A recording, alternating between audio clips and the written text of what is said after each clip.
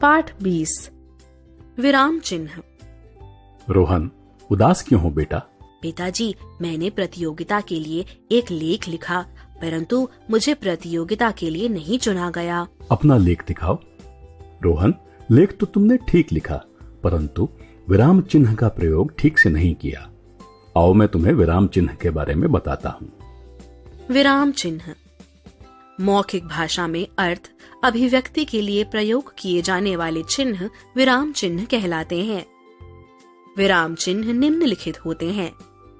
पूर्ण विराम वाक्य के पूर्ण होने पर प्रयोग किया जाता है, जैसे मोहन खाना खाता है। अल्प विराम अल्पकालिक विराम के लिए प्रयोग किया जाता है, जैसे मुझे आम, सेब और अंगूर पसंद है। अर्थ विराम अधिक ठहराव के लिए अर्थ विराम का प्रयोग होता है, जैसे कठिन परिश्रम करो, परीक्षा निकट है। प्रश्नवाचक चिन्ह प्रश्न पूछे जाने पर प्रश्नवाचक चिन्ह का प्रयोग होता है, जैसे तुम्हारा घर कहाँ है।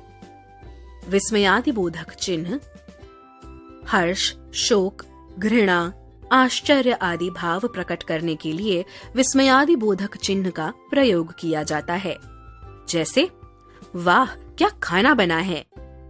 उद्धरण चिन्ह किसी व्यक्ति के कथन में उद्धरण चिन्ह का प्रयोग किया जाता है, जैसे गांधी जी ने कहा था, सदा सत्य बोलो। विवरण चिन्ह किसी चीज का विवरण दिए जाने पर विवरण चिन्ह का प्रयोग होता है, जैसे संज्ञा के 4 भेद होते हैं। निर्देशक चिन्ह निर्देश या विवरण देने के लिए निर्देशक चिन्ह का प्रयोग किया जाता है, जैसे निम्नलिखित चित्रों को ध्यान से देखिए।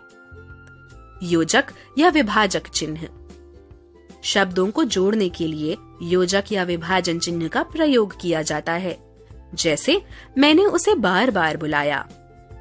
कोष्ठक किसी शब्द का अर्थ स्पष्ट करने या वाक्य से संबंधित विशिष्ट जानकारी के लिए कोष्ठक का प्रयोग किया जाता है, जैसे मोहन रोते हुए, मुझे चॉकलेट चाहिए।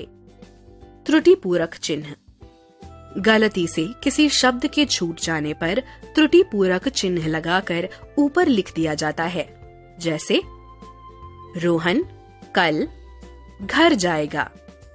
लाघव चिन्ह किसी शब्द को संक्षेप में लिखने के लिए प्रथम अक्षर के बाद लाघव चिन्ह प्रयोग किया जाता है, जैसे पंडित, पंडित।